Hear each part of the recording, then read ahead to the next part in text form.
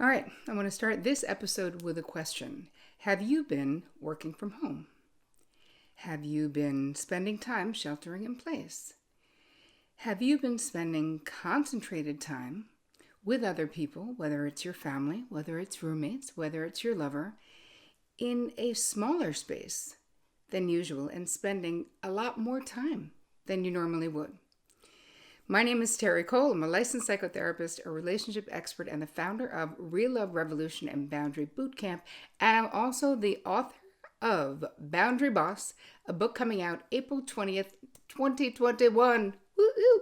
And in this episode, I'm going to be talking about the 3 boundary strategies when you are working from home that you must have if you want more harmony, less stress, less conflict. Because what I'm finding, so many of you have been writing into me saying, is it me or are people in my life just more annoying than usual? The people I'm living with, I want to kill them. The way they're chewing is making me crazy. What they're doing, how they're leaving their stuff places, like the smaller things seem to really be getting on people's nerves. So we are going to be talking about that. But before we get into it, what I want to say is thank you. Your comments here on YouTube just make me so happy. You know, I read them all. I'm super active, and I want to just share with you what someone said that makes me feel so good. Regina said, "You deserve 1 million subscribers. Your advice and energy is gold, especially for those of us who didn't experience a maternal love that you give out when you talk." Oh, Regina. Here's me, sending you love. And then Kelsey said, "Holy wow, I've needed to hear this my whole life. And now I'm going to practice saying, I'm not asking for your opinion. Please stop judging me." Right on, Kelsey. "I am highly sensitive and empathic. It's not a weakness, but it does make a lot of people uncomfortable. I've pushed my feelings away for so long. I need to care about how I feel in order for others to care." That's a fact, Kelsey. So thank you so much for sharing your comments. So I want to make sure if you are not subscribed to this channel, please be. All you got to do is hit the bell, and then you can get notified every time a new episode drops. I don't want you to miss a thing, so please subscribe. All right, how about we move into the content of today's episode? Let's start with, what is a boundary? For those of you who just got into my, just got here, who were like, what is a boundary? So Brene Brown has a definition that I like, where she talks about letting the people in your life know what is okay with you and what is not okay with you, right? That's one way of looking at expressing a boundary. Another way is to think about, let's say a house has a, no trespassing sign on it. Right? And then there's like a fence, or maybe there's bushes all around the house. You can easily look and go, oh, like no trespassing, violators will be prosecuted. So you see that delineation of the boundary. Now, personal boundaries, on the other hand, they're a little bit more difficult to spot because the lines are not visible like that. We can't walk around with a fence around us. And our boundaries change, and they're unique to each and every individual. So that is an idea of what boundaries are and what they do for you. It's letting people know how to interact with you.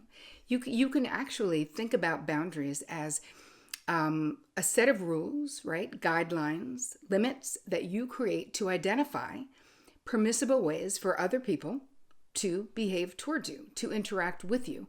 This also, though, includes how you will respond if someone steps over that line. So that's a little quick boot camp on what boundaries are. And now let's move into what we're doing in today's episode. I'm giving you what I've found to be the most helpful top 3 boundary strategies to use if you are working from home, and maybe you are also homeschooling a child. Maybe you are now spending lots and lots of time with a significant other or roommates or other family members that you weren't doing before. And what that means is that you're in a new situation, even though a lot of us have been doing this for a year, a little bit more than a year, but it's still a new situation because for many long-term relationships, and mine as well, right? I mean, Vic and I have been together almost 25 years, and even though we work from home normally, but we both would usually have lots of reasons to travel. So we would spend time away. So Vic would spend time in the Middle East or wherever he's going on assignment, because he's a visual journalist as well as many other things. So he would go into military zones and draw what he was seeing. So he would be gone for 4 weeks sometimes. He was actually planning right before the pandemic hit and we got locked down. He was supposed to be in the Middle East last June for 6 weeks. So those things, even though I'm not sad he's not going into an active war zone, honestly, at least that he wasn't then, what we missed was the time away. That both of us being, and then all of the speaking things that I had planned, all of those things, which would take me to other countries, other places, all of those got canceled. And even if I would only be gone for 5 days, we come back. It invigorates a relationship. At least it invigorates our relationship. I don't know what it does for other people, but to have different things to talk about, to share different life experiences where you're bringing something new into a relationship so things don't get too stale. So now we're dealing with having lots of together time and not that much apart time. So everyone, we all need to switch up our boundaries. And, Vic and I are just like you and your people that, we had to modify the way we're behaving. So let's start with the first thing that I think is incredibly important is you need a time boundary. So this kind of a time boundary where if you had a regular job where you needed to go to work, well, you set your alarm, you got up a certain time, did whatever you did. Maybe you worked out, maybe you meditated, maybe you made coffee, maybe, I don't know. But you had a schedule that was based externally. Someone else set the time, unless you're the boss, as to when you needed to be where. You know how long it takes to get there, you do your thing. When we're home, we are, as much as maybe we need to be at our desk, quote unquote, or maybe, you need to be on Zoom meetings or whatever it is that you were doing, but you're really still setting your own schedule because you don't have to allot for travel time if you're working from home. So as much as there's many other things you do have to do, you need a time schedule. You literally need to get up at this time, do what you're doing, right? At this time, breakfast, lunching, working out, whatever those things are. But you need a schedule. You need to break regularly to eat. You need to get up from your desk, your chair. You need to move around, because without a schedule, I think it's very easy for people who lean towards workaholism to just kind of work all the friggin' time. Like that's what you're doing is working. And as much as, companies don't want to let people work from home pre-pandemic, what really we're finding is that people work a lot when they're at home, and that there's almost more, especially for people who lean this way, that people worked more hours rather than less. So we have to watch that, and a schedule is something that can really help. So you're creating an internal time frame for yourself, which you absolutely need. So it's when am I here? When am I not here? When am I done? There has to be a cutoff time for when you're done. Okay, moving on. So that is number 1, make a schedule. Number 2, we need physical boundaries within the house.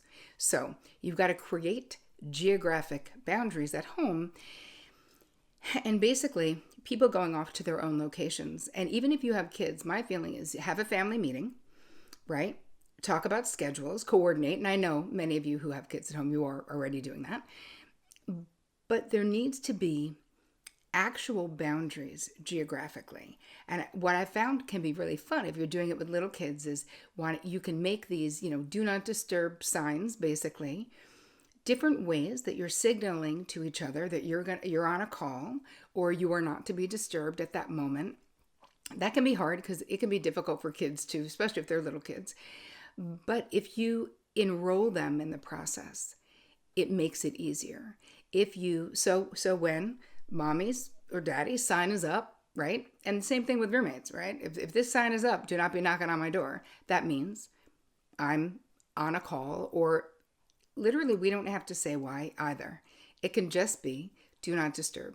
And with kids, if it's their time to do homework or whatever it is that they're doing, and if they have their own bedroom, then there's, they can work in there or work in the family room or wherever they are.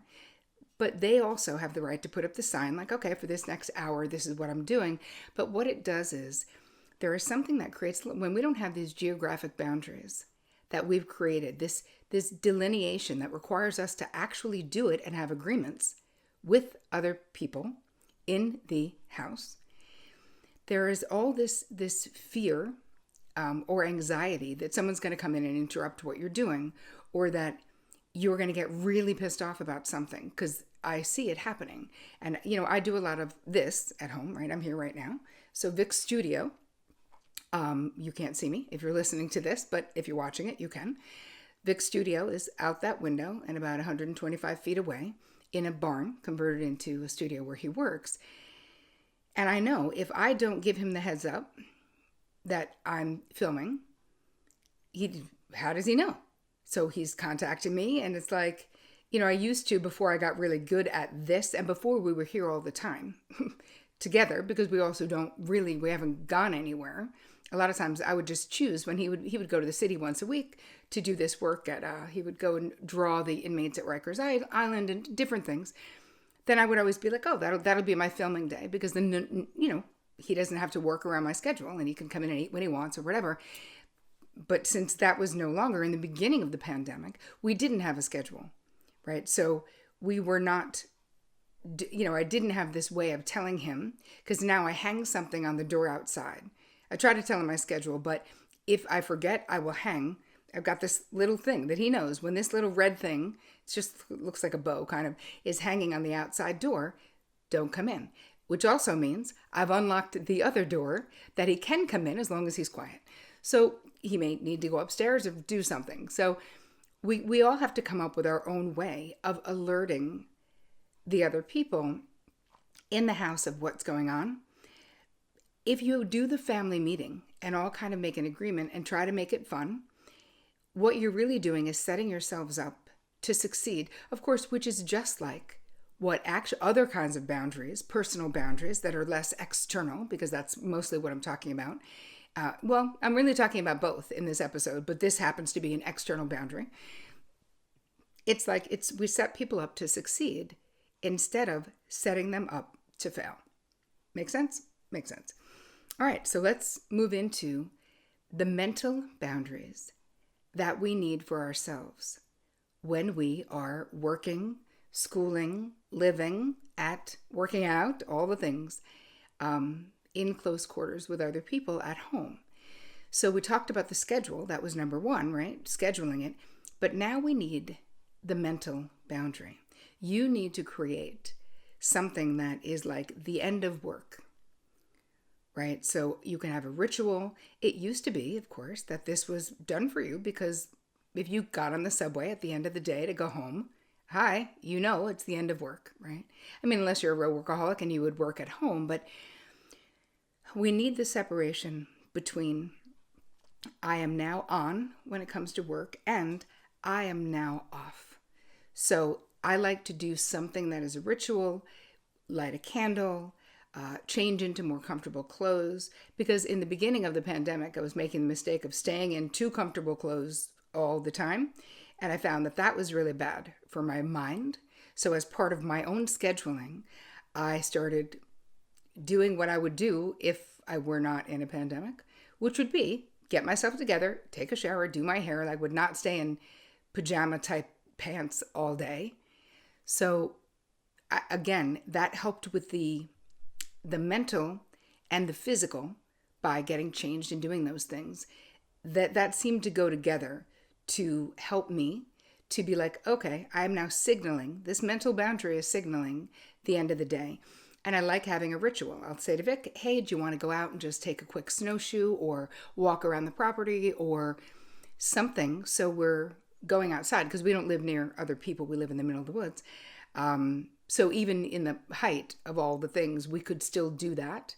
Where really it was just a mental boundary between working and living, like actually having a life, because we really don't want, even if you're an entrepreneur, even if you own your own business, even if you have a tendency to work so much, that is bad for you to not have this delineation between work and life, because it is your personal life that really takes the hit when all you do is work, So that is my last thought there is we want to create some kind of fun rituals to indicate the end of day so that you then can move on.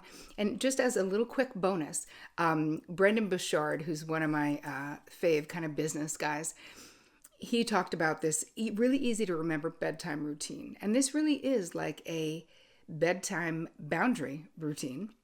He calls it 3-2-1. So 3 hours before bedtime you stop eating, 2 hours before bedtime you stop working, 1 hour before bedtime turn off all screens. Like actually everything is going down. And if you can, at that moment in time, his suggestion is get a little bit of fresh air. That's something that can also make you a little bit more tired. I started actually doing it, and I thought it would enliven me or invigorate me, but it actually did make me more tired. So even if it was later at night, like 9 p.m. or 10 p.m., going outside just for a little bit, just for 5 minutes of just walking around, really started signaling to my body that it was time. And where I live, it's pitch black, so that part of that was helpful. But signaling my body like this is a time for sleep.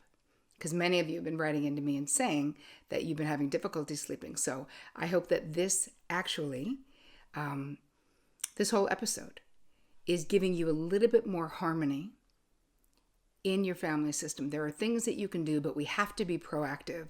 And part of this whole thing about boundaries is that everyone is like, why don't I know how to do it? Why don't I understand what it is? Here's the thing. You need to establish your boundary baseline in the way of knowledge. So to help you do that, I have created this free boundary style quiz. Just go to boundaryquiz.com and find out, what is your boundary style? Which way do you lean? Are you more the chameleon?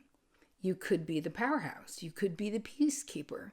And knowledge really is power, you guys. So I want you to take the first step. I created this for you because you asked me. Take the first step towards learning how to set healthy boundaries with ease and grace, because you can't change anything that you are unaware of. And this will be your first step in gathering awareness and information about your boundary baseline. So boundaryquiz.com, go take it now. I want to know what you discover about yourself. So please, you know me, leave a comment. I love to read all the things. I want to say thank you for being a part of my crew. I super appreciate you. And as always, take care of you.